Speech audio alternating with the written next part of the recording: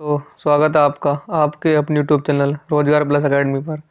आज मैं पर्यावरण का भाग 2 लेकर आया हूँ, जो कि आने वाली टेट की परीक्षा के लिए बहुत ही उपयोगी साबित होगा। तो कृपया आप लोग वीडियो को अंत तक देखें और वीडियो अच्छी लगे तो चैनल को सब्सक्राइब करना ना भूलें।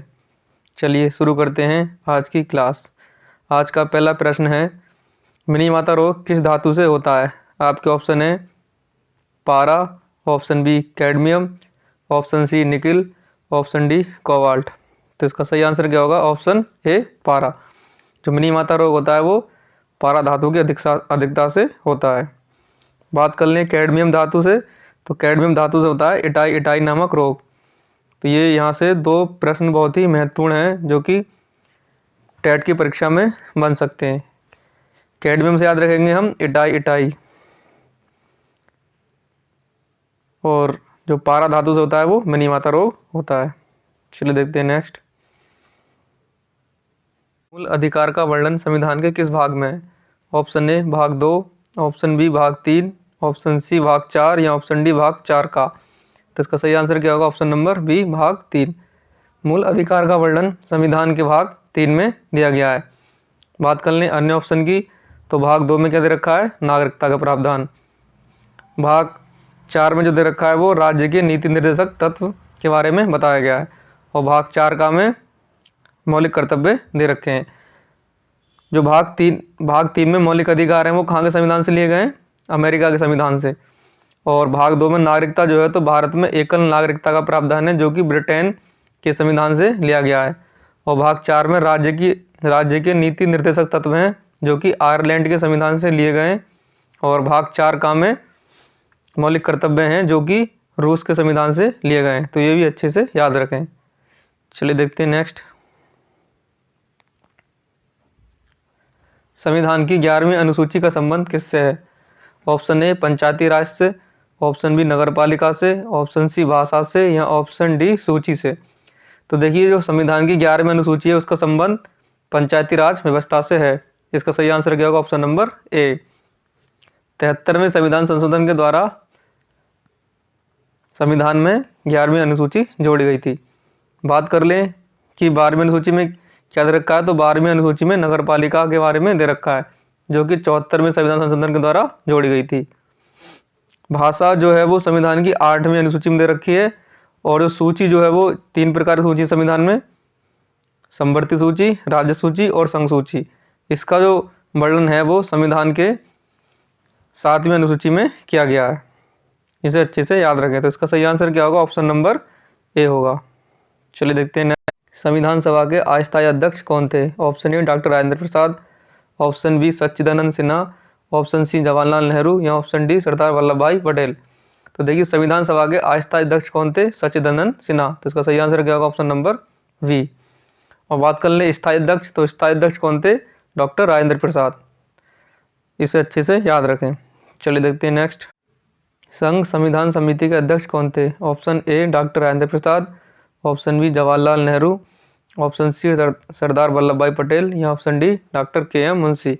तो देखिए जिसमें भी संघ लग जाएगा उसके जो अध्यक्ष, समिति के अध्यक्ष थे वो कौन थे? जवाहरलाल नेहरू थे। क्योंकि ये 2 समिति थी इसमें, संघ शक्ति समिति और संघ संविधान समिति। उस दोनों के अध्यक्ष कौन थे? जवाहरलाल नेहरू। तो इसका सही आंसर क्या होगा? ऑप्शन नंबर बी होगा। बात कर लें डॉक्टर राजेंद्र प्रसाद की, तो डॉक्टर राजेंद्र प्रसाद जो थे वो तदर्थ झंडा समिति और संचालन समिति के अध्यक्ष थे। सरदार वल्लभ भाई पटेल जो थे वो प्रांतीय संविधान समिति जो थी, प्रांतीय संविधान समिति उसके अध्यक्ष थे। और डॉक्टर के.एम. मुंशी कार्य संचालन समिति के अध्यक्ष थे। इन्हें अच्छे से याद रखें। चलिए देखते हैं नेक्स्ट। संसदीय शासन प्रणाली कहाँ के संविधान से ली गई है? ऑप्शन ए अमेरिका के संविधान से, ऑप्शन बी ब्रिटेन के संविधान से, ऑप्शन सी आयरलैंड के संविधान से या ऑप्शन डी ऑस्ट्रेलिया के संविधान से। तो देखिए संसदीय शासन प्रणाली जो है वो ब्रिटेन के संविधान से ली गई है। तो इसका सही आंसर क्या होगा? ऑप्शन नंबर बी होगा। चलिए देख लेते हैं अन्य ऑप्शन। अमेरिका के संविधान से क्या लिए गए हैं? मूल अधिकार या मौलिक अधिकार। आयरलैंड के संविधान से राज्य की नीति निर्देशक तत्व जिनका वर्णन संविधान के भाग 4 में किया गया है। और ऑस्ट्रेलिया के संविधान से क्या लिया गया है? समवर्ती सूची। संवर्ती सूची या सूची कितने प्रकार की? 3 प्रकार की, संघ सूची, राज्य सूची और संवर्ती सूची। तो संवर्ती सूची है वो ऑस्ट्रेलिया के संविधान से ली गई है और सूची का वर्णन किसमें? संविधान की 7वीं अनुसूची में इनका वर्णन किया गया है। चलिए देखते हैं नेक्स्ट। संविधान संशोधन करने की प्रक्रिया कहाँ के संविधान से ली गई है? ऑप्शन ए दक्षिण अफ्रीका के संविधान से, या फिर ऑप्शन बी रूस के संविधान से, ऑप्शन सी कनाडा के संविधान से, या ऑप्शन डी जर्मनी के संविधान से। तो देखिए जो संविधान संशोधन की प्रक्रिया है वो कहाँ के संविधान से ली गई है? अफ्रीका के संविधान से। तो इसका सही आंसर क्या होगा? ऑप्शन नंबर ए। चलिए देखते हैं अन्य ऑप्शन। रूस के संविधान से क्या लिया गया है? मौलिक कर्तव्य, जिनका वर्णन जो है वो संविधान के भाग 4 का में किया गया है। और जिस समय मौलिक कर्तव्य जोड़े गए थे उस समय संविधान में कितने मौलिक कर्तव्य थे? 10, और वर्तमान में कितने मौलिक कर्तव्य हैं? 11। और मूल संविधान में कोई मौलिक कर्तव्य नहीं थे क्योंकि ये 42वें संविधान संशोधन 1976 में जोड़े गए थे। कनाडा के संविधान से क्या लिया गया है? राज्यपाल की नियुक्ति। राज्यपाल की नियुक्ति कौन करता है? राष्ट्रपति करता है। किस अनुच्छेद के तहत? 155 के तहत। और बात कर लें जर्मनी के संविधान से, तो जर्मनी के संविधान से आपातकाल के बारे में विशेष उपबंध किए गए हैं। इसका वर्णन कहाँ से लिया गया है? जर्मनी के संविधान से। चलिए देखते हैं नेक्स्ट। सामुदायिक विकास कार्यक्रम किस वर्ष शुरू किया गया? ऑप्शन ए 1952 में, ऑप्शन बी 1957, ऑप्शन सी 1959 या ऑप्शन डी 1977। तो देखिए जो सामुदायिक विकास कार्यक्रम था उसकी शुरुआत कब की गई थी? 1952 में। इसका सही आंसर क्या होगा? ऑप्शन नंबर ए होगा। चलिए देखते हैं अन्य ऑप्शन। 1957 में क्या था? बलवंत राय मेहता समिति गठित की गई थी। एग्जाम में पूछ लिया जाता है कि बलवंत राय मेहता समिति कितनी स्तरीय थी? तो ये त्रिस्तरीय थी। 1959 में क्या हुआ था कि 2 अक्टूबर 1959 को पंचायती राज अधिनियम जो लागू हुआ था राजस्थान के नागौर जिले से। और बात कर लें 1977 की, तो 1977 में अशोक मेहता समिति का गठन हुआ था। अशोक मेहता समिति कितनी स्तरीय थी? 2 स्तरीय। इसे भी अच्छे से याद रखें।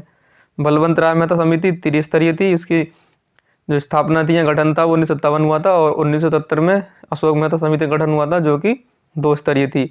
और 1959 से 2 अक्टूबर 1959 से पंचायती राज राजस्थान के नागौर जिले से लागू किया गया। और सामुदायिक विकास कार्यक्रम 1952 में शुरू किया गया। इन्हें अच्छे से याद रखें। चलिए देखते हैं नेक्स्ट। मतदान की आयु 21 वर्ष से घटाकर 18 वर्ष किस संविधान संशोधन द्वारा की गई? ऑप्शन ए पहला, ऑप्शन बी 61वां, ऑप्शन सी 84वां या ऑप्शन डी 86वां। तो देखिए इसका जो सही आंसर क्या होगा? ऑप्शन नंबर बी होगा, 61वां संविधान संशोधन। 61वां संविधान संशोधन 1989 में जो मतदान की आयु है वो 21 वर्ष से घटाकर 18 वर्ष कर दी गई। पहले संविधान संशोधन के द्वारा क्या हुआ था? संविधान की 9वीं अनुसूची जोड़ी गई थी। बात कर लें 84वें संविधान संशोधन, तो 84 संविधान संशोधन के द्वारा राज्य की विधानसभा और केंद्र में लोकसभा की सीटों में परिवर्तन 2026 तक नहीं किया जाएगा, इसके बारे में बताया गया है। और 86वें संविधान संशोधन के द्वारा संविधान में 11वां मौलिक कर्तव्य जोड़ा गया था जो कि प्राइमरी शिक्षा के से संबंधित है। चलिए देखते हैं नेक्स्ट।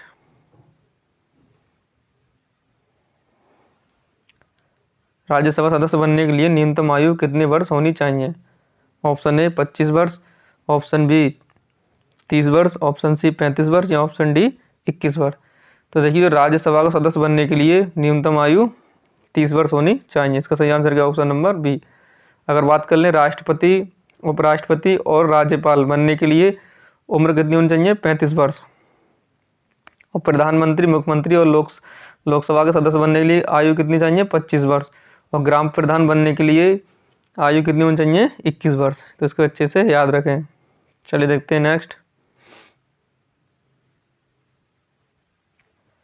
भारतीय संविधान कब अंगीकार किया गया? ऑप्शन ए 26 नवंबर 1949, ऑप्शन बी 24 जनवरी 1950 या ऑप्शन सी 26 जनवरी 1950 या ऑप्शन डी 22 जुलाई 1947।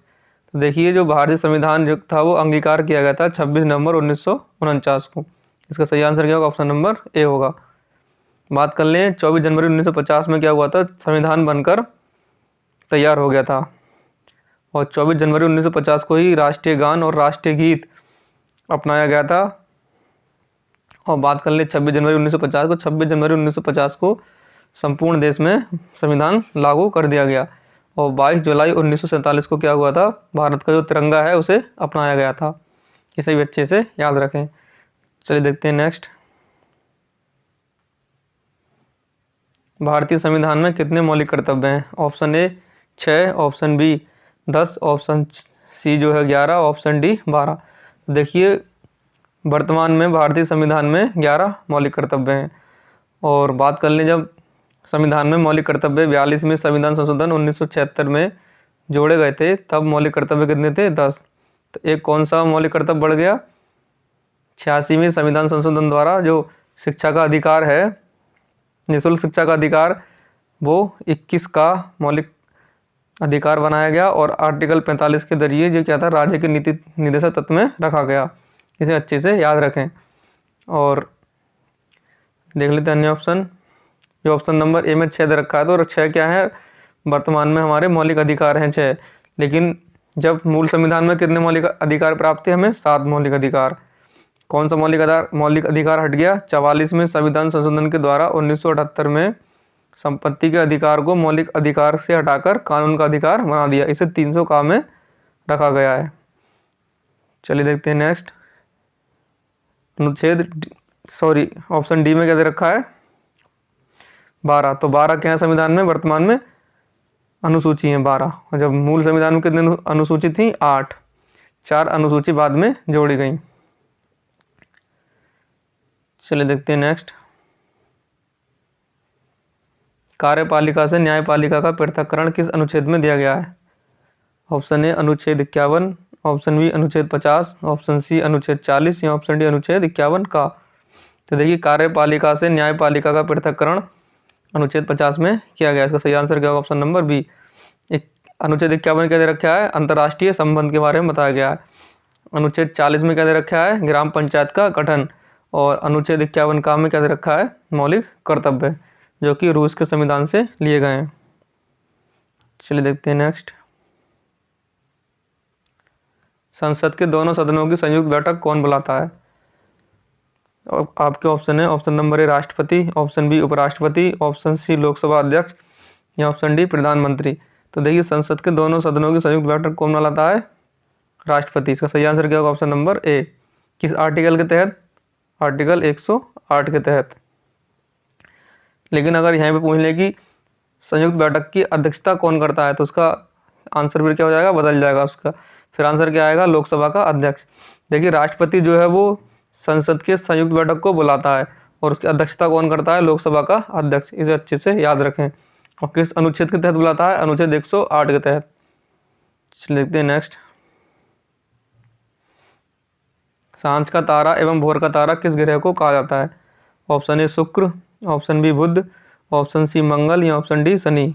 तो देखिए सांझ का तारा यानी इवनिंग स्टार और मॉर्निंग स्टार किस ग्रह को कहा जाता है? शुक्र को। इसका सही आंसर क्या होगा? ऑप्शन नंबर ए। चलिए देखते हैं अन्य ऑप्शन। बुध। बुध जो है वो सबसे छोटा ग्रह है और ये सूर्य के सबसे नज़दीक का ग्रह भी है। बात कर ले मंगल, तो मंगल को लाल ग्रह के नाम से भी जाना जाता है। और बात कर लें शनि, तो शनि पे क्या है? वलय पाए जाते हैं और शनि पे सबसे वर्तमान में जो है सबसे ज़्यादा उपग्रह हैं। और बात कर लें बृहस्पति की, तो बृहस्पति जो है वो सबसे बड़ा ग्रह है। चलिए देखते हैं नेक्स्ट। अरावली पर्वत की सबसे ऊंची चोटी कौन सी है? ऑप्शन नंबर ए गुरु शिखर, ऑप्शन बी टोडा बेट्टा, ऑप्शन सी अमरकंटक या ऑप्शन डी अनाईमुडी। तो देखिए जो अरावली पर्वत है उसकी सबसे ऊंची चोटी कौन सी है? गुरु शिखर। अरावली पर्वत जो है वो सबसे पुरानी पर्वतमाला है। ठीक है, इसे अच्छे से याद रखना। टोडा बेट्टा जो है वो नीलगिरी पर्वत की सबसे ऊंची चोटी है और अमरकंटक जो है वो मैकाली पर्वत की सबसे ऊंची चोटी है और अनाईमुडी जो है वो दक्षिण भारत की सबसे ऊंची चोटी है। इसे अच्छे से याद रखें, सभी महत्वपूर्ण है ये। टोडा बेट्टा जो है वो नीलगिरी पर्वत की सबसे ऊंची चोटी और अमरकंटक मैकाले पर्वत की सबसे ऊंची चोटी है और अनाईमुडी जो है वो दक्षिण भारत की सबसे ऊंची चोटी है। इसे अच्छे से याद रखें। चलिए देखते हैं नेक्स्ट। निम्नलिखित में से कौन सी नदी अरब सागर में गिरती है? Option A Ganga, option B Son, option C Brahmaputra या ऑप्शन डी नर्मदा। तो देखिए, जो नदी पश्चिम की ओर बहती हैं वो अरब सागर में गिरती हैं, और जो नदियाँ पूरब की ओर बहती हैं बंगाल की खाड़ी में गिरती हैं। और जो नदी पश्चिम की ओर बहती हैं और अरब सागर में गिरती हैं वो क्या बनाती हैं? एस्चुरी बनाती हैं, क्योंकि यहाँ पर पश्चिम में ढाल अधिकतम है। और जो नदियाँ पूरब की ओर बहती हैं वो क्या बनाती हैं? डेल्टा बनाती हैं, क्योंकि पूरब में ढाल क्या है? वो कम है। तो इसलिए अरब सागर में गिरने वाली नदियाँ कौन सी इसमें से? नर्मदा। इसमें ध्यान रखें, दो महत्वपूर्ण नदियाँ नर्मदा और ताप्ती, जो कि भ्रंश घाटी से होकर बहती हैं। तो इसका सही आंसर क्या होगा? ऑप्शन नंबर डी होगा। बाकी जो गंगा है, सोन है और ब्रह्मपुत्री नदी कहाँ गिरती हैं? सब बंगाल की खाड़ी में जाकर गिरती हैं। इसे अच्छे से याद रखें। निम्नलिखित में से कावेरी नदी का उद्गम है? ऑप्शन ए ब्रह्मगिरी की पहाड़ियाँ, ऑप्शन बी महाबलेश्वर से, या ऑप्शन सी नासिक के त्र्यंबकम से, या ऑप्शन डी हिमालय से। तो देखिए, ब्रह्मगिरी की पहाड़ियाँ हैं, यहाँ से कावेरी नदी का उद्गम होता है। तो इसका सही आंसर क्या होगा? ऑप्शन नंबर ए होगा। चल देख लेते हैं अन्य ऑप्शन। महाबलेश्वर से कौन सी नदी निकलती है? कृष्णा नदी। और नासिक के त्र्यंबकम से कौन सी नदी निकलती है? यहाँ से गोदावरी नदी यहाँ से निकलती है। और बात कर लें हिमालय से, तो हिमालय से गंगा, यमुना और सिंधु और भी नदियाँ निकलती हैं महत्वपूर्ण। तो ये महत्वपूर्ण 3 नदियाँ गंगा, यमुना और सिंधु, इन्हें अच्छे से याद रखें। ब्रह्मगिरी पहाड़ी से कावेरी नदी, महाबलेश्वर से कृष्णा नदी, और नासिक के त्र्यंबकम से गोदावरी नदी निकलती है, और हिमालय से गंगा, यमुना और सिंधु नदियाँ निकलती हैं। चलिए देखते हैं नेक्स्ट। कानपुर किस नदी के किनारे स्थित है? Option A Ganga, option B Yamuna, option C Saryu, option D Gomti. तो देखिए, कानपुर जो है वो गंगा नदी के किनारे स्थित है। इसका सही आंसर क्या होगा? ऑप्शन नंबर ए होगा। बात कर ले यमुना नदी के किनारे, तो दिल्ली, आगरा यमुना नदी किनारे। सरयू नदी किनारे कौन सा? अयोध्या स्थित है। और गोमती नदी किनारे इम्पोर्टेंट है, इसे यहाँ पर क्या स्थित है? लखनऊ। इसे अच्छे से याद रखना। लखनऊ किस नदी किनारे स्थित है? गोमती नदी किनारे। चलिए देखते हैं नेक्स्ट। पुलिकट झील किस राज्य में स्थित है? Option A Tamil Nadu, option B Manipur, option C Orissa, option D Kerala. तो देखिए, जो पुलिकट झील है वो किस राज्य में स्थित है? तो वो तमिलनाडु में स्थित है। इसका सही आंसर क्या होगा? ऑप्शन नंबर ए होगा। बात कर लें मणिपुर में, तो मणिपुर में कौन सी झील है? लोकटक झील, इसे भी याद रखें। और उड़ीसा में चिल्का झील स्थित है, और केरल में पेरियार झील और अष्टमुदी झील स्थित है। इसे अच्छे से याद रखना। चलिए देखते हैं नेक्स्ट। धुआंधार जलप्रपात किस नदी पर स्थित है? ऑप्शन ए नर्मदा नदी, ऑप्शन बी स्वर्णरेखा नदी, ऑप्शन सी शरावती नदी, या ऑप्शन डी कावेरी नदी। तो देखिए, इसका सही आंसर क्या होगा? ऑप्शन नंबर ए होगा, नर्मदा नदी। जो धुआंधार जलप्रपात है वो किस नदी पर स्थित है? नर्मदा नदी पर। देख लेते हैं अन्य ऑप्शन। स्वर्णरेखा नदी पर कौन सा जलप्रपात है? हुंड्रू जलप्रपात। और शरावती नदी पे कौन सा? जोग जलप्रपात। और कावेरी नदी पर शिव समुद्रम जलप्रपात स्थित है। इसे अच्छे से याद रखना है। नर्मदा नदी पर धुआंधार जलप्रपात, स्वर्णरेखा नदी पर हुंड्रू जलप्रपात, और शरावती नदी पर जोग जलप्रपात, और कावेरी नदी पर शिव समुद्रम जलप्रपात स्थित है। इसे अच्छे से याद रखना। चलिए देखते हैं नेक्स्ट। अमृत क्रांति का संबंध किससे है? ऑप्शन ए नदी जोड़ो परियोजना, ऑप्शन बी मत्स्य पालन, ऑप्शन सी अंडा उत्पादन, या ऑप्शन डी तिलहन उत्पादन। देखिए, अमृत क्रांति का संबंध जो है वो नदी जोड़ो परियोजना से इसका संबंध है। इसका सही आंसर क्या होगा? ऑप्शन नंबर ए होगा। बात कर लें अन्य ऑप्शन की, तो जो मत्स्य पालन तो कौन सी क्रांति कहलाती है? नीली क्रांति। और अंडा उत्पादन रजत क्रांति। इसे अच्छे से रखना। अंडा उत्पादन की क्रांति क्या कहलाती है? रजत क्रांति। और तिलहन उत्पादन के लिए क्या है? पीली क्रांति।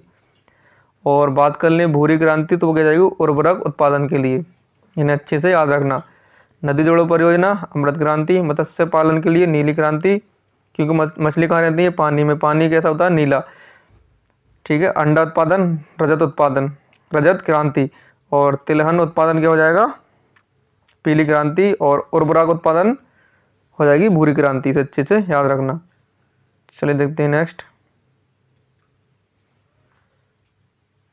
झूम कृषि को मध्य प्रदेश में किस नाम से जाना जाता है? ऑप्शन ए धैया या बेवर, ऑप्शन बी पोंडू या पेंडा, ऑप्शन सी कुमारी या ऑप्शन डी कुरुबा। तो देखिए झूम जो खेती है उसे मध्य प्रदेश में धैया या बेवर नाम से जाना जाता है। इसका सही आंसर क्या होगा? ऑप्शन नंबर ए होगा। चलें देख लेते हैं अन्य ऑप्शन।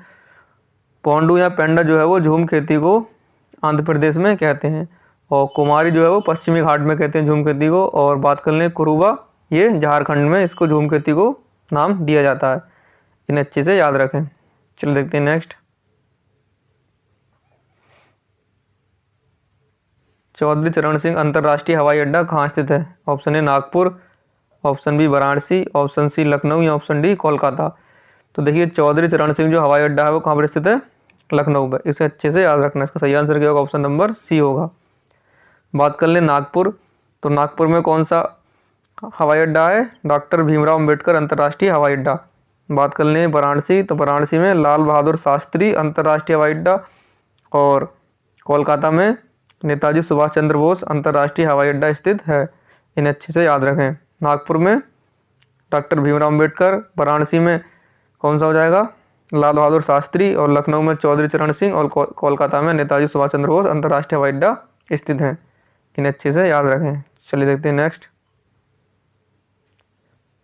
पारादीप बंदरगाह किस राज्य में स्थित है? Option A Orissa, option B Gujarat, option C Andhra Pradesh या ऑप्शन डी कर्नाटक। देखिए पारादीप बंदरगाह है वो उड़ीसा राज्य में स्थित है। इसका सही आंसर क्या होगा? ऑप्शन नंबर ए होगा। बात कर लें अन्य ऑप्शन की। गुजरात में कौन सा बंदरगाह है?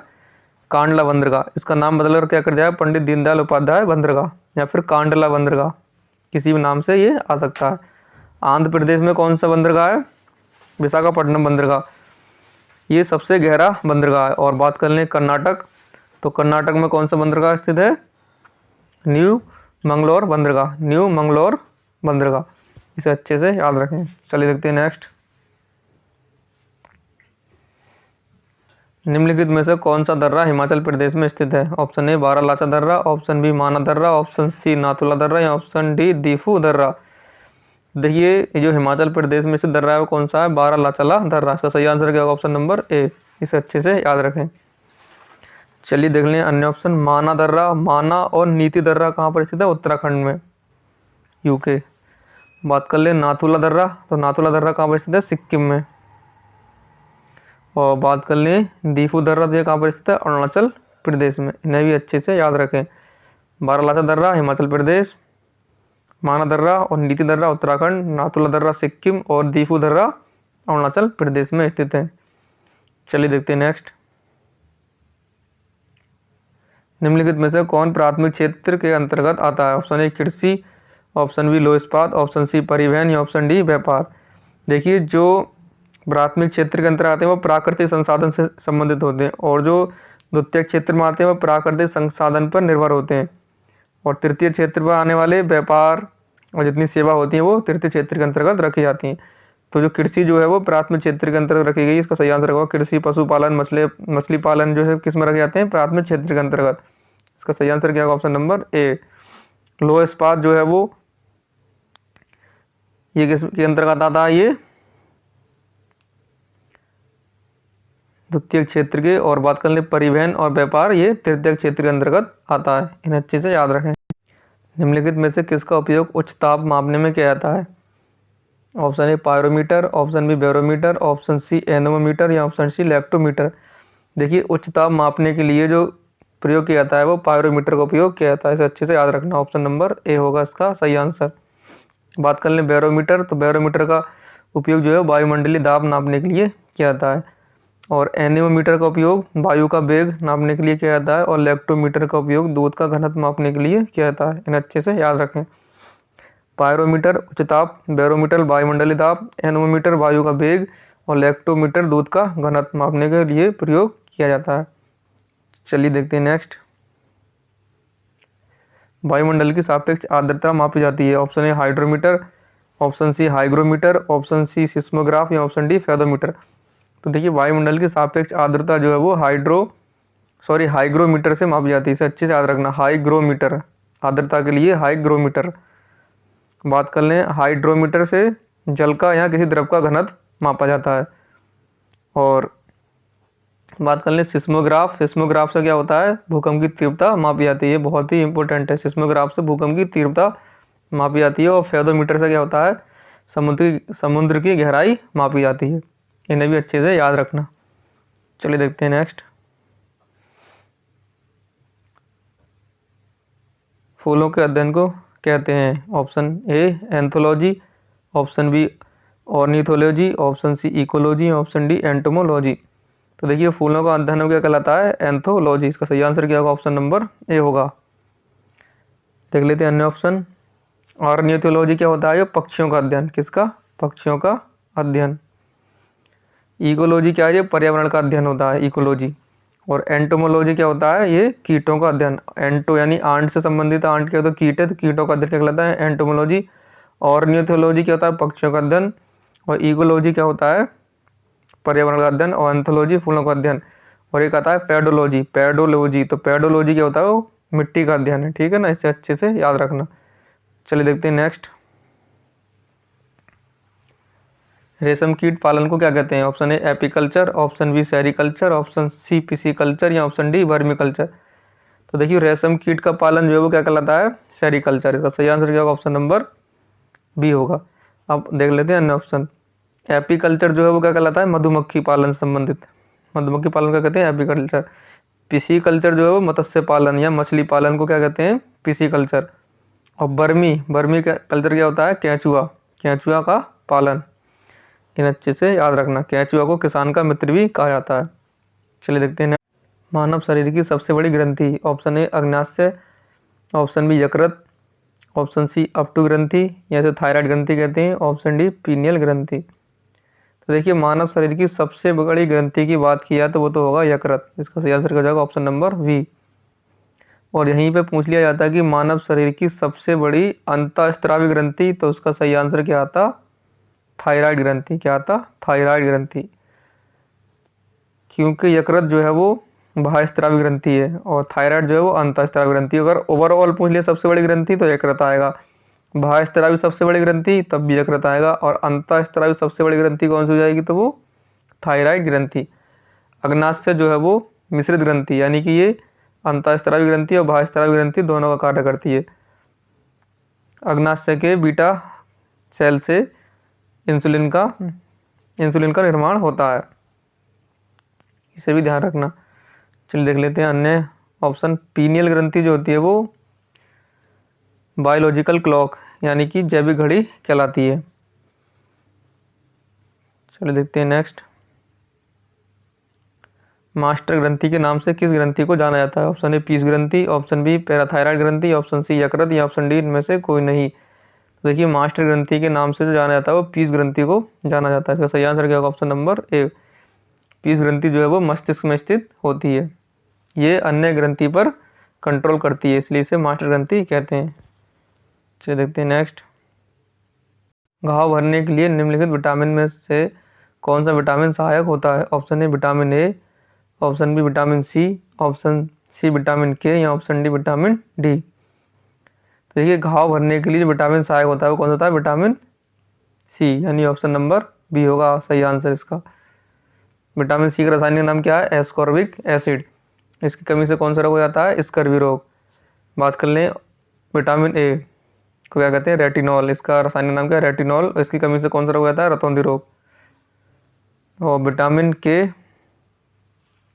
का रासायनिक नाम क्या होता है, नेफ्थोक्विनोन। क्या होता है इसका नाम, नेफ्थोक्विनोन। और इसकी कमी से कौन सा रोग हो जाता है, विटामिन के की कमी से रक्त का थक्का नहीं जमता है। और विटामिन डी का रासायनिक नाम क्या है, कैल्सीफेरॉल। और विटामिन डी की कमी से रिकेट्स या सूखा रोग हो जाता है। विटामिन डी जो होता है वो सूर्य की किरणों से प्राप्त होता है, इसे भी याद रखें। चलिए देखते हैं नेक्स्ट। विटामिन सी का रासायनिक नाम, ऑप्शन ए एस्कॉर्बिक अम्ल, option B tocopherol, option C thiamine, या ऑप्शन डी कैल्सीफेरॉल। तो विटामिन सी का रासायनिक नाम होता है क्या होता है, एस्कॉर्बिक अम्ल। इसका सही आंसर क्या होगा, ऑप्शन नंबर ए। टोकोफेरॉल जो होता है वो विटामिन ई का नाम होता है। विटामिन ई की कमी से क्या होता है, बांझपन। और थायमीन जो होता है विटामिन बी का नाम होता है, विटामिन बी की कमी से क्या होता है, बेरी बेरी रोग। और कैल्सीफेरॉल जो होता है वो विटामिन डी का रासायनिक नाम होता है, विटामिन डी की कमी से क्या होता है, रिकेट्स या सूखा रोग हो जाता है। निम्नलिखित में से कौन सा विटामिन जल में घुलनशील है? Option A vitamin K, option B vitamin A, option C vitamin C या ऑप्शन डी विटामिन डी। देखिए जल में जो घुलनशील विटामिन होते हैं वो सिर्फ दो होते हैं। कौन कौन से? विटामिन बी और विटामिन सी। ये विटामिन सी जो होता है नींबू में, संतरा में पाया जाता है। तो नींबू संतरा में तो हम नींबू क्या होता है उसमें जल में क्या होता है उसमें घुल जाता है। विटामिन बी होता है ये भी जल में घुलनशील है। बाकी अन्य जो विटामिन हैं कौन कौन से? विटामिन के, विटामिन ई, विटामिन डी और विटामिन ए, यानी कीड़ा बन गया ये जो होता है ये जल में घुलनशील नहीं होता, यानी कीड़ा जल में घुलनशील नहीं है। किस में घुलनशील है? ये वसा में घुलनशील है। वसा जैसे देसी घी, तेल, इसमें क्या होता है ये विटामिन के, विटामिन ई, विटामिन डी और विटामिन ए इसमें घुलनशील होते हैं। और जल में घुलनशील विटामिन कौन से हैं? विटामिन बी और विटामिन सी। इन्हें अच्छे से याद रखें। तो इसका सही आंसर क्या होगा? ऑप्शन नंबर, जल में घुलनशील पूछा है तो विटामिन कौन सा हो जाएगा? Vitamin C. इसका सही आंसर क्या? Option number C. चलिए देखते हैं नेक्स्ट। निम्नलिखित में से कौन सा विषाणु जनित रोग नहीं है? देखिए बहुत पूछे जाते हैं, बार बार एग्जाम में पूछा जाता है ये। ऑप्शन ए खसरा, option B rabies, option C polio, option D क्षय रोग। तो देखिए जो विषाणु जनित यानी वायरस जनित रोग नहीं है, इसमें से कौन सा नहीं है? वो क्षय रोग यानी टीबी नहीं है। बाकी खसरा, रेबीज, पोलियो ये क्या है? ये वायरस जनित या विषाणु जनित रोग हैं। क्षय रोग जो है वो जीवाणु यानी बैक्टीरिया जनित रोग है। ठीक है ना, इसे अच्छे से याद रखना। तो इसका सही आंसर क्या होगा? ऑप्शन नंबर डी होगा। चलिए देखते हैं नेक्स्ट। वायरस से होने वाले प्रमुख रोग कौन कौन से? रेबीज होता है वायरस से, पीलिया और पोलिया ये भी वायरस से होते हैं, अच्छे याद रखना। रेबीज, पीलिया, पोलिया, चेचक या छोटी माता ये भी किससे होता है? वायरस से। खसरा भी वायरस से होता है और एड्स भी किससे होता है? वायरस से होता है। इन 6 को हम याद रखें, इससे हमारा ऑप्शन क्या है? कट जाएगा। चलिए देखते हैं नेक्स्ट। निम्नलिखित में से कौन सा रोग जीवाणु द्वारा नहीं होता है? ऑप्शन ए हैजा, ऑप्शन बी कुष्ठ रोग, ऑप्शन सी प्लेग या ऑप्शन डी पोलियो। तो देखिए निम्नलिखित में से जीवाणु द्वारा यानी बैक्टीरिया द्वारा कौन सा रोग नहीं होता है? तो मैंने ये बताया था पोलियो और पीलिया किससे होता है? ये वायरस से होता है, ना कि जीवाणु से। तो इसका सही आंसर क्या होगा? ऑप्शन नंबर डी होगा। बाकी हैजा, कुष्ठ रोग और फ्लैग ये किससे होते हैं? जीवाणु यानी बैक्टीरिया से होते हैं। चलिए देखते हैं नेक्स्ट। देखिए जीवाणु से होने वाले प्रमुख रोग कौन कौन से हैं? इन्हें ध्यान रखें। हैजा है एक, फ्लैग है, कुष्ठ रोग यानी कोड़, तपेदिक यानी टीबी भी किससे होती है? जीवाणु से होती है। निमोनिया, टाइफाइड, डिप्थीरिया, टिटनिस, काली खांसी और सिफिलिस ये किससे होते हैं? सब जीवाणु से होने वाले रोग हैं। चलिए देखते हैं नेक्स्ट। निम्नलिखित में से कौन सा रोग कवक जनित है? Option A polio, option B खसरा, option C malaria, option D गंजापन। देखिए ये इसका सही आंसर क्या होगा? ऑप्शन नंबर डी होगा, गंजापन। गंजापन जो है वो कवक जनित रोग है, इसे अच्छे से याद रखें। बाकी देख लेते हैं इसके अन्य ऑप्शन। पोलियो जो है वो किससे होता है? वायरस से। खसरा किससे होता है? ये वायरस से होता है। मलेरिया जो है वो प्रोटोजोआ से होता है। किससे होता है? प्रोटोजोआ से। इसे अच्छे से याद रखना, ठीक है। और गंजापन किससे होता है? कवक से। चलो देखते हैं नेक्स्ट। निम्नलिखित में से कौन सा अनुवांशिक रोग नहीं है? ऑप्शन ए रतौंधी, option B haemophilia, option C रंजकहीनता या ऑप्शन डी वर्ण अंधता। तो इसका सही आंसर क्या होगा? ऑप्शन नंबर ए रतौंधी। रतौंधी जो है वो अनुवांशिक रोग नहीं। बच्चों में प्रोटीन की कमी के कारण कौन सा रोग उत्पन्न होता है? Option A marasmus, option B rickets, option C blue baby syndrome या ऑप्शन डी पीलिया। तो इसका सही आंसर क्या होगा? Option number A marasmus. बच्चों में प्रोटीन की कमी से कौन सा रोग होता है? मेरास्मस। रिकेट्स जो होता है विटामिन डी की कमी से होता है और पीलिया किससे होता है? ये वायरस से होता है यानी विषाणु से। और ब्लू बेबी सिंड्रोम जो होता है वो नाइट्रेट की अधिकता से होता है, इसे अच्छे से याद रखें। चलिए देखते हैं नेक्स्ट। उत्तर प्रदेश में विधान परिषद की सीटें कितनी है? Option A 31, option B 80, option C 100 या ऑप्शन डी 403। तो देखिए इसका सही आंसर क्या होगा? विधान परिषद की सीटें कितनी है? 100। इसका सही आंसर होगा ऑप्शन ए 31 यानी ऑप्शन ए 31 में क्या है? राज्यसभा की सीटें। उत्तर प्रदेश में राज्यसभा की सीटें कितनी है? 31। और बात कर लें 80 क्या है? लोकसभा की सीटें उत्तर प्रदेश से। और 403 क्या है? ये राज्य में जो विधानसभा होती है उसकी सीटें। राज्य विधानसभा की सीटें कितनी है? 403। तो 31 राज्यसभा, 80 लोकसभा, 100 विधान परिषद और 403 विधानसभा की सीटें उत्तर प्रदेश में हैं। इसे अच्छे से याद रखें। चलिए देखते हैं नेक्स्ट। उत्तर प्रदेश का सबसे ज़्यादा क्षेत्रफल वाला जिला कौन सा है, यानी क्षेत्रफल की दृष्टि से उत्तर प्रदेश का सबसे बड़ा जिला कौन सा है? Option A Lakhimpur Kheri, option B Sonbhadra, option C Hapur या ऑप्शन डी हरदोई। तो देखिए इसका सही आंसर क्या होगा? ऑप्शन नंबर ए लखीमपुर खीरी। और यहीं बात कर लें कि उत्तर प्रदेश का सबसे छोटा जिला कौन सा है क्षेत्रफल दृष्टि से, तो वो हापुड़ होगा। इसका सही आंसर फिर क्या होगा? उसका आंसर हापुड़ आएगा। इसे अच्छे से याद रखें। चलिए देखते हैं नेक्स्ट।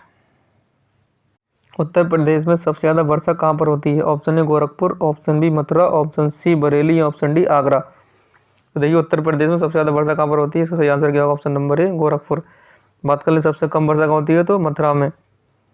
और बात कर लिया सबसे ज़्यादा गर्मी कहाँ पर पड़ती है, तो सबसे ज़्यादा गर्मी जो होगी वो आगरा में पड़ती है। और सबसे कम गर्मी कहाँ पड़ती है? उत्तर प्रदेश में बरेली में पड़ती है। सबसे ज़्यादा वर्षा गोरखपुर, कम मथुरा, ज़्यादा गर्मी आगरा और कम गर्मी बरेली। इसे अच्छे से याद रखें। देखते हैं नेक्स्ट। सुरहताल झील उत्तर प्रदेश के किस जिले में स्थित है? Option number A Agra, option number B Jhansi, option C Ballia या ऑप्शन नंबर डी कानपुर। तो देखिए सुरहताल झील जो है वो उत्तर प्रदेश के बलिया जिले में स्थित है। इसका सही आंसर क्या? ऑप्शन नंबर सी होगा। बात कर लें अन्य ऑप्शन की, तो आगरा में कौन सी झील है? सूर सरोवर झील। कौन सी? सूर सरोवर झील, यहीं से कीटम झील भी कहते हैं। बात कर लें कानपुर, तो कानपुर में कौन सी झील है? मोती झील। कौन सी झील है? कानपुर में मोती झील। और झांसी में कौन सी झील है? बरुआ सागर। बहुत इंपॉर्टेंट है, झांसी में कौन झील है? बरुआ सागर झील। तो इसे अच्छे से याद रखें। देखिए दोबारा बता रहा हूँ, आगरा में कौन झील है? कीटम झील या सूर सरोवर, झांसी में बरुआ सागर, बलिया में जो हमारी सुरहताल झील है वो बलिया में स्थित है। और बात कर लें कानपुर में कौन झील है? मोती झील। इन्हें अच्छे से याद रखें। तो देखिए नेक्स्ट। समस्तपुर झील किस जिले में है? यानी समस्तपुर पक्षी विहार भी हो सकता है या समस्तपुर झील। Option number A Varanasi, option number B Raebareli या ऑप्शन सी शाहजहांपुर या ऑप्शन डी लखनऊ। तो जो समस्तपुर पक्षी विहार या समस्तपुर झील किस जिले में स्थित है? ऑप्शन नंबर बी रायबरेली में। चलिए देखते हैं अन्य ऑप्शन। तो वाराणसी में कौन सी झील है? औंधी ताल। वाराणसी में कौन सी है? औंधी ताल। और बात कर लें शाहजहांपुर में कौन सी झील है? तो बड़ा ताल। बड़ा ताल। और लखनऊ में कौन सी झील है? करेला झील। लखनऊ में कौन झील है? करेला झील। इसे अच्छे से याद रखें। देखिए दोबारा बताता हूँ एक बार। वाराणसी में कौन सी? औंधी ताल। रायबरेली में कौन सी जाएगी? समस्तपुर झील। शाहजहांपुर में बड़ा ताल और लखनऊ में करेला झील स्थित है। इन्हें अच्छे से याद रखें। चलते हैं नेक्स्ट। ओबरा बांध उत्तर प्रदेश के किस नदी पर है? Option A Rihand, option B Betwa, option C Ramganga या ऑप्शन डी जलालपुर। तो देखिए इसका सही आंसर क्या होगा? ऑप्शन नंबर ए होगा रिहंद। जो ओबरा बांध जो है वो उत्तर प्रदेश के रिहंद नदी पर स्थित है। इसी पर ही एक बांध और है, इसका नाम है गोविंद बल्लभ पंत सागर बांध। बात कर लें बेतवा नदी पर कौन सा बांध है? तो माता टीला बांध। और इसी पर एक बांध और है परीछा बांध। बेतवा नदी कौन सा बांध है? एक परीछा बांध। ये भी महत्वपूर्ण, बार बार पूछा था एग्जाम में। कौन कौन सा है बेतवा नदी पर? एक हो गया माता टीला और एक हो गया परीछा। बात कर ले रामगंगा नदी पर कौन कौन सा बांध है? तो काठी और कालागढ़ बांध। ये किस नदी पर? रामगंगा नदी पर। और बात कर लें जलालपुर पर कौन सा, जो जलालपुर नदी है इस पर कौन सा बांध है? करदिया बांध। करदिया बांध। इसे भी अच्छे से याद रखें। देखिए दोबारा रिवीजन कराता हूँ इसके एक बार। रिहंद नदी पर कौन कौन से बांध हैं? ओबरा और गोविंद बल्लभ पंत बांध। बेतवा पर को माता टीला और परीछा बांध। रामगंगा पर कौन सा? काठी और कालागढ़ बांध। और जलालपुर में कौन सा होगा? करदिया बांध।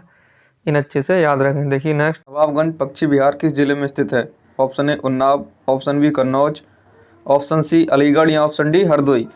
तो देखिए नवाबगंज पक्षी विहार, इसका अन्य नाम क्या है? चंद्रशेखर आज़ाद पक्षी विहार। ये किस जिले में स्थित है? उन्नाव जिले में। इसका सही आंसर क्या होगा? ऑप्शन नंबर ए। बात कर लें अन्य ऑप्शन की, तो कन्नौज में कौन सा पक्षी विहार है? लाख बहोसी पक्षी विहार। ये उत्तर प्रदेश का सबसे बड़ा पक्षी विहार है। चलिए देखते हैं नेक्स्ट, अलीगढ़। अलीगढ़ में कौन सा पक्षी विहार है? शेखा पक्षी विहार। कौन सा? शेखा पक्षी विहार। ये उत्तर प्रदेश का सबसे छोटा पक्षी विहार है। और बात कर लें हरदोई, तो हरदोई में एक पक्षी विहार है, सांडी पक्षी विहार। इन्हें अच्छे से याद रखें। चलिए देख लिए एक बार, अन्य बार देख लेते हैं। उन्नाव में कौन सा है? चंद्रशेखर आज़ाद, या फिर इसे क्या कहते हैं हम? नवाबगंज पक्षी विहार। कन्नौज में कौन सा पक्षी विहार है? लाख बख्शी पक्षी विहार। ये सबसे बड़ा पक्षी विहार है। बात कर लें अलीगढ़, तो अलीगढ़ में कौन सा पक्षी विहार है? शेखा पक्षी विहार, जो कि सबसे छोटा पक्षी विहार है। और बात कर लें हरदोई, तो हरदोई में कौन सा है? सांडी पक्षी विहार। इन्हें अच्छे से याद रखें। चलिए देखते हैं नेक्स्ट, पटना वन्य जीव विहार उत्तर प्रदेश के किस जनपद में स्थित है? ऑप्शन ए एटा, option B Gautam Buddh Nagar, option C Gonda, या ऑप्शन डी वाराणसी। तो देखिए जो पटना वन्य जीव विहार है वो उत्तर प्रदेश के एटा जिले में स्थित है। इसे अच्छे से याद रखें। इसका सही आंसर क्या होगा? ऑप्शन नंबर ए होगा। चलिए देख लेते हैं अन्य ऑप्शन। गौतम बुद्ध नगर में कौन सा वन्य जीव विहार है? ओखला वन्य जीव विहार। कौन सा? ओखला वन्य जीव विहार। बात कर लें गोंडा, तो गोंडा में कौन सा वन्य जीव विहार है? पार्वती अरंगा वन्य जीव विहार। गोंडा में कौन सा है? पार्वती अरंगा वन्य जीव विहार।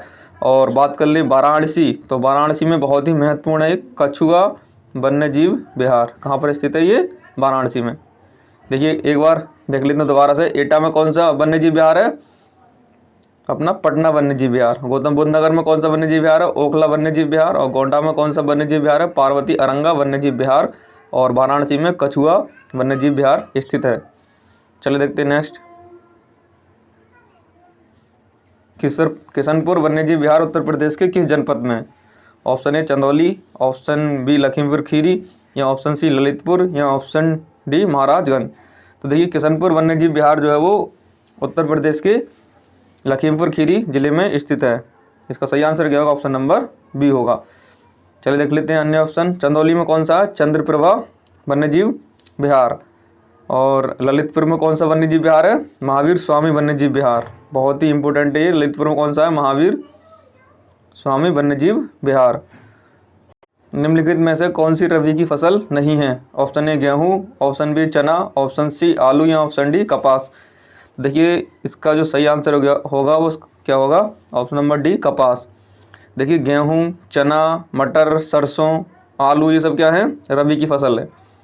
बाकी जो है वो कपास है, धान है, ये सब गन्ना है, ये किसकी होती हैं? सब फसलें ये खरीफ की फसलें होती हैं। बाकी तरबूज, खरबूज, ककड़ी, ये सब किसकी होती हैं? जायद की फसलें होती हैं। इन्हें अच्छे से याद रखना। तो इसका सही आंसर क्या होगा? Option number D. चलिए देख लेते हैं इसमें रबी की प्रमुख फसलें कौन कौन सी होती हैं? गेहूँ, जौ, मटर, चना, सरसों, आलू। और खरीफ की कौन कौन सी होती है? चावल, ज्वार, बाजरा, मक्का, कपास। ये सब बिल्कुल महत्वपूर्ण फसलें हैं रबी की और खरीफ की। चलिए देखते हैं नेक्स्ट, जनजाति के लोग दीपावली को शोक के रूप में मनाते हैं। ऑप्शन ए महागीर, ऑप्शन बी खरवार, या ऑप्शन सी बुक्सा, या ऑप्शन डी थारू। तो देखिए थारू जनजाति के लोग जो है वो दीपावली को शोक के रूप में मनाते हैं। इसका सही आंसर क्या होगा? ऑप्शन नंबर डी होगा। जो महागीर जनजाति जो है वो इस्लाम धर्म को मानती है। और बुक्सा जनजाति जो है वो क्या है? पटवार राजपूत घराने से संबंध रखती है। कौन से? पटवार राजपूत घराने से संबंध रखती है। इसे अच्छे से याद रखें। कर्मा लोक नृत्य किस क्षेत्र से संबंधित है? ऑप्शन ए मिर्जापुर और Sonbhadra, option B Brajbhoomi, option C Bundelkhand, या ऑप्शन डी पूर्वी उत्तर प्रदेश। तो देखिए इसका सही आंसर क्या होगा? ऑप्शन नंबर ए। जो कर्मा लोक नृत्य है वो मिर्जापुर और सोनभद्र संबंधित है। बात कर लें अन्य ऑप्शन की, तो ब्रजभूमि से कौन सा लोक नृत्य संबंधित है? चरकुला। इंपॉर्टेंट है, इसे अच्छे से याद रखें। बात करें बुंदेलखंड, तो बुंदेलखंड के प्रमुख लोक नृत्य जो हैं वो राई, सहरा और पाई डंडा हैं। बात कर लें पूर्वी उत्तर प्रदेश, तो पूर्वी उत्तर प्रदेश में एक प्रमुख लोक नृत्य है जिसे क्या कहते हैं हम? नटवरी के नाम से जानते हैं। इन्हें अच्छे से याद रखना। मिर्जापुर और सोनभद्र में कर्मा, ब्रजभूमि में चरकुला, बुंदेलखंड में 3 हैं प्रमुख, राई, सहरा और पाई डंडा। और पूर्वी उत्तर प्रदेश में कौन सा है? नटवरी। अच्छे से याद रखें। चलिए देखते हैं नेक्स्ट, आला लोकगीत किस क्षेत्र से संबंधित है? ऑप्शन ए ब्रजभूमि क्षेत्र से, ऑप्शन बी मिर्जापुर से, ऑप्शन सी बुंदेलखंड, या ऑप्शन डी पूर्वांचल। तो देखिए जो आला लोकगीत है वो बुंदेलखंड से संबंधित है। इसका सही आंसर क्या? ऑप्शन नंबर सी होगा। इसे अच्छे से याद रखें। चलिए देख लेते हैं अन्य ऑप्शन। ब्रजभूमि क्षेत्र में कौन सा लोकगीत प्रसिद्ध है? रसिया। और बात करें मिर्ज़ापुर, तो मिर्ज़ापुर में कजरी लोकगीत फेमस है। और बात करें पूर्वांचल, तो पूर्वांचल में कौन सा होगा? बिरहा। और बुंदेलखंड में कौन सा हो गया अपना? आला, जो कि क्वेश्चन में पूछा गया है। चलिए देखते हैं नेक्स्ट। बटेश्वर मेला उत्तर प्रदेश के किस जिले में लगता है? Option A Agra, option B Meerut, option C Balrampur या ऑप्शन डी कासगंज। देखिए बटेश्वर मेला पूछ ले या ऊंट मेला पूछ ले या उत्तर प्रदेश का पशु मेला पूछ ले, 3 प्रकार के प्रश्न पूछ सकता है। इसका एक ही आंसर होगा क्या? आगरा। इसका सही आंसर क्या होगा? ऑप्शन नंबर ए आगरा, क्योंकि बटेश्वर मेला का कोई पशु मेला है ये, और ये पशु मेला किसका है? ये ऊँट का मेला है। इसे अच्छे से याद रखें। चलिए देख लेते हैं अन्य ऑप्शन। मेरठ में कौन सा मेला लगता है? नौचंदी मेला। नौचंदी मेला, इसे अच्छे से याद रखें। पहले देखिए इसे किससे याद रख सकते हैं? नौचंदी ट्रेन से, क्योंकि पहले जो नौचंदी ट्रेन थी वो मेरठ तक जाती थी और इलाहाबाद तक जाती थी। तो नौचंदी मेला कहाँ तक लगता है? कहाँ लगता है? मेरठ में लगता है। और बात करें बलरामपुर, तो बलरामपुर में कौन सा मेला लगता है? देवी पाटन मेला।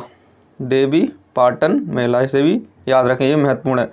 और बात करें कासगंज, तो कासगंज में कौन सा मेला लगता है? सौरो मेला। कासगंज में सौरो मेला लगता है। इन्हें अच्छे से याद रखें। देखिए एक बार दोबारा रिवीजन कर लेते हैं। आगरा में कौन सा हो गया? बटेश्वर मेला, पशु मेला कहते हैं यहाँ से, ऊँट मेला। मेरठ में हो गया नौचंदी मेला, नौचंदी ट्रेन से याद कर लेंगे इसे। और बलरामपुर में कौन सा हो गया? देवी पाटन मेला। और कासगंज में हो गया सौरो मेला। ये उत्तर प्रदेश के प्रमुख मेला हैं, इसे अच्छे से याद रखें। चलिए देखते हैं नेक्स्ट। गोला गोरखनाथ मेला उत्तर प्रदेश के किस जिले में लगता है? Option A Lakhimpur Kheri, option B Saharanpur, option C Gorakhpur या ऑप्शन डी होगा बांदा। तो देखिए जो गोला गोरखनाथ मेला जो है वो उत्तर प्रदेश के लखीमपुर खीरी जिले में लगता है। सही आंसर क्या होगा? ऑप्शन नंबर ए होगा। सहारनपुर में कौन सा मेला लगता है? शाकंभरी मेला। बहुत ही महत्वपूर्ण मेला है ये। शाकंभरी मेला कहाँ लगता है? सहारनपुर में। और गोरखपुर में कौन सा मेला लगता है? खिचड़ी मेला। कौन सा? खिचड़ी मेला। और बात कर लें बांदा, तो बांदा में कौन सा मेला लगता है? बांदा में कौन सा मेला लगता है? कालिंजर मेला। कौन सा?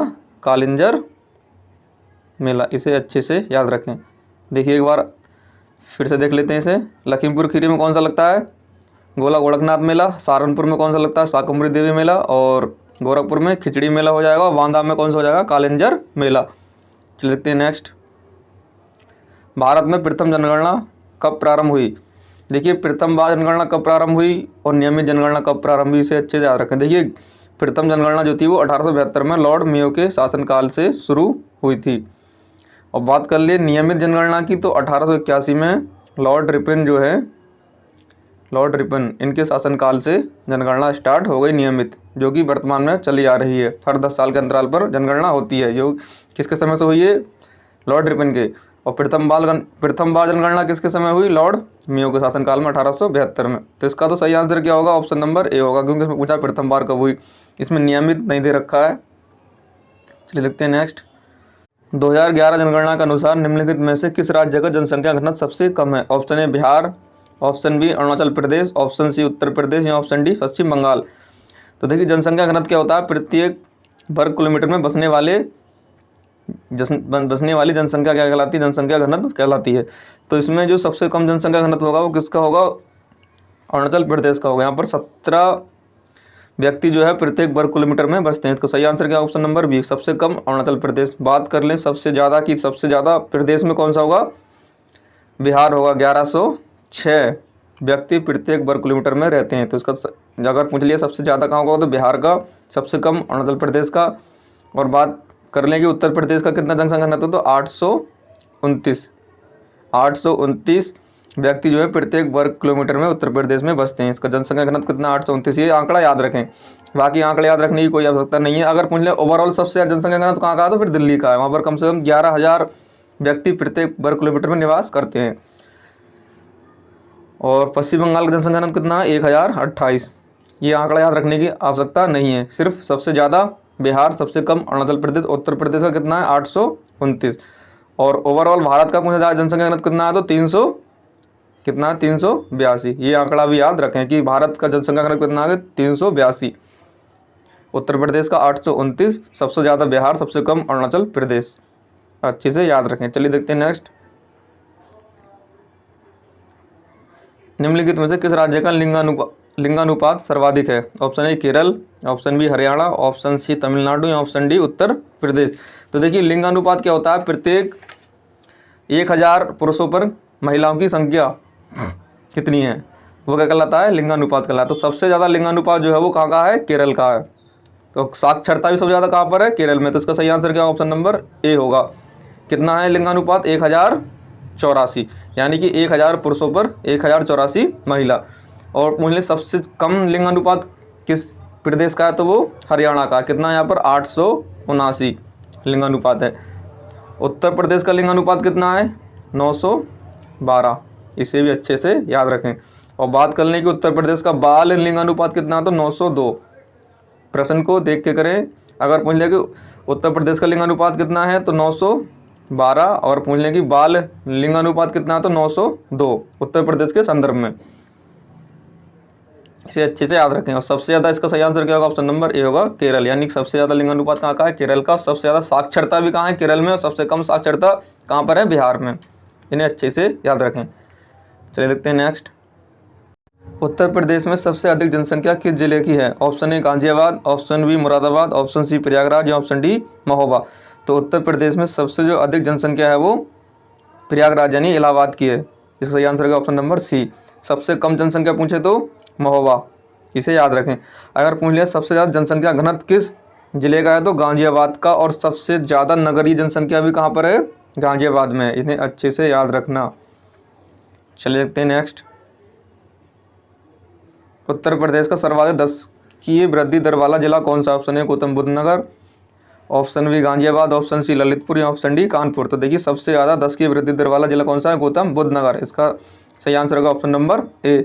गौतम बुद्ध नगर में ही सबसे ज़्यादा साक्षरता है। अगर पूछिए उत्तर प्रदेश सबसे ज़्यादा साक्षरता वाला कौन सा है जिला, गौतम बुद्ध नगर। सबसे ज़्यादा दशकीय वृद्धि दर गौतम बुद्ध नगर, और सबसे कम लिंगानुपात गौतम बुद्ध नगर। 3 प्रश्न का आंसर क्या होगा, गौतम बुद्ध नगर। सबसे ज़्यादा जनसंख्या घनत्व गाजियाबाद, सबसे ज़्यादा नगरीय जनसंख्या गाजियाबाद। ललितपुर के बारे में याद रखेंगे हम क्या, न्यूनतम जनसंख्या घनत्व। न्यूनतम जनसंख्या घनत्व कहाँ का है, ललितपुर का।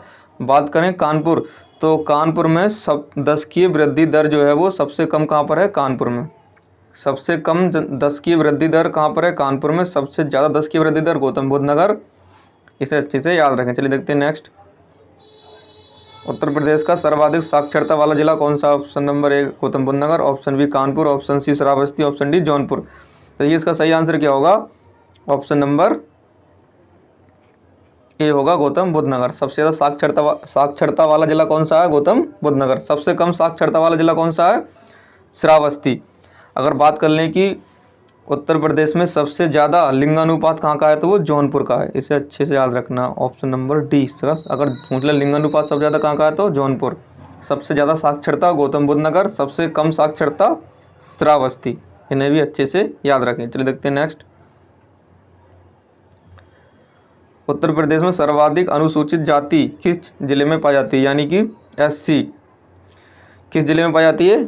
Option number A Sitapur, option number B Sonbhadra, option number C Baghpat या ऑप्शन डी प्रयागराज। तो सबसे ज़्यादा जो अनुसूचित जाति है वो सीतापुर जिले में पाई जाती है। सही आंसर क्या होगा, ऑप्शन नंबर ए होगा, सीतापुर। अगर बात कर लें सबसे ज़्यादा ST यानी कि अनुसूचित जनजाति तो वो सोनभद्र। और बात कर लें सबसे कम, चाहे वो SC की बात हो या ST की बात हो, तो वो कहाँ पाई जाती है, बागपत में पाई जाती है। इसका सही आंसर क्या होगा, ऑप्शन नंबर फिर सी होगा। तो इसका तो सही आंसर क्या होगा, सबसे ज़्यादा SC जाति किस जिले में पाई जाती है, सीतापुर में। ST पूछ ले तो सोनभद्र, और सबसे कम SC ST तो वो बागपत।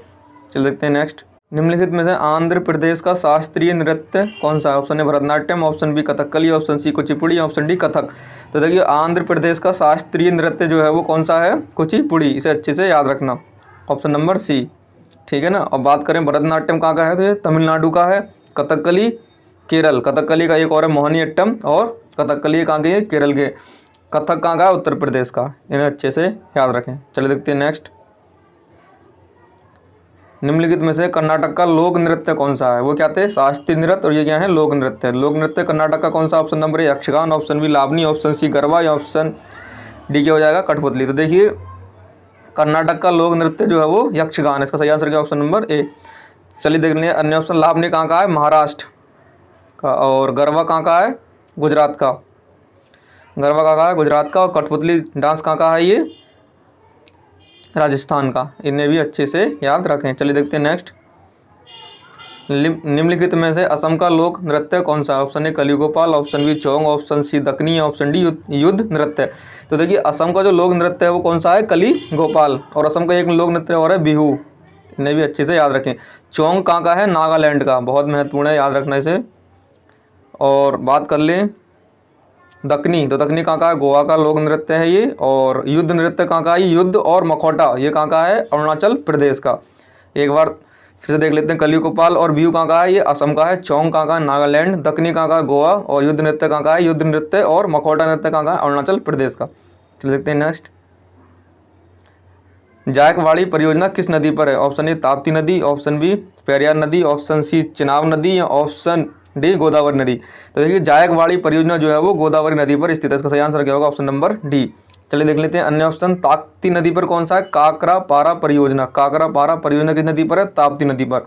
पेरियार नदी केरल में है। इस पर कौन सी परियोजना? इडुक्की नदी, इडुक्की परियोजना या इडुक्की बांध भी अगर पूछ ले। परियोजना बांध एक ही बात है, ठीक है। बांध बनाकर परियोजना चलाई जाती है। इडुक्की बांध आ जाए तब भी पेरियार नदी, या परियोजना आ जाए तब भी पेरियार नदी। चिनाब नदी पर कौन सी परियोजना है? सलाल परियोजना। कौन सी? सलाल परियोजना। और नाथपा झाकरी परियोजना जो है वो अलग से याद रखें। नाथपा झाकरी परियोजना जो है वो सतलज नदी पर स्थित है। कहाँ पर? ये हिमाचल प्रदेश में। और एक और आता है हीराकुंड बांध। कौन सी नदी पर है? ये महानदी पर है, ठीक है ना। ये अच्छे से याद रखें। चलिए देखते हैं नेक्स्ट। निम्नलिखित में से आग्नेय क्रम की चट्टानें कौन सी हैं? Option A granite, option B graphite, option C चूना पत्थर, या ऑप्शन डी नीस। तो देखिए जो आग्नेय क्रम की चट्टान है कौन सी? इसमें ग्रेनाइट। ग्रेफाइट ना लगाएं। ग्रेफाइट कैसी चट्टान है? रूपांतरित चट्टान है। ग्रेनाइट है, नाइट, ठीक है। आग्नेय क्रम चट्टान कैसी है? ग्रेनाइट वाली। इसमें नाइट आ जाए वो आग्नेय चट्टान। ऑप्शन नंबर ए इसका सही आंसर होगा। बाकी ग्रेफाइट कैसी है? ये रूपांतरित चट्टान है। चूना पत्थर कौन सी चट्टान है? ये है अवसादी चट्टान। और नीस कैसी है? ये भी रूपांतरित चट्टान है। चलिए देखते हैं आग्नेय क्रम चट्टान कौन कौन सी है? बेसाल्ट है, ग्रेवो है, ग्रेनाइट है, और बिटुमिनस कोयला। ये कौन सी चट्टान है? 4 आग्नेय क्रम की चट्टान है। बात कर लें अवसादी चट्टान है। बलुआ पत्थर, चूना पत्थर, सैल और लिग्नाइट कोयला। ये किस में आता है? अवसादी चट्टान में। और रूपांतरित चट्टान में कौन सा आता है? नीस, स्लेट, संगमरमर, ग्रेफाइट, और एक कोयला होता है जो कोयला की सबसे अच्छी किस्म होती है। क्या? एंथ्रासाइट कोयला। वो भी किस्म आता है? रूपांतरित चट्टानों के में आता है। चलिए यहाँ पर वीडियो हमारी जो है कंप्लीट होती है। और ये वीडियो आपको कैसी लगी? और देखना ये मेरे पार्ट 1 और पार्ट 2 जो दोनों वीडियो होगा पर्यावरण के, जो मैंने इतने महत्वपूर्ण क्वेश्चन कराए, इससे ही आपके जो पर्यावरण का टेट में 30 क्वेश्चन बनते हैं। कम से कम 20 से 25 क्वेश्चन इसी दोनों वीडियो से आपको मिल जाएंगे। तो आप ये लोग इस वीडियो को कल तक 2-3 बार देख लें, ठीक है ना। अगर वीडियो अच्छी लगे वीडियो को लाइक करें और हमारे चैनल को सब्सक्राइब करना ना भूलें। धन्यवाद।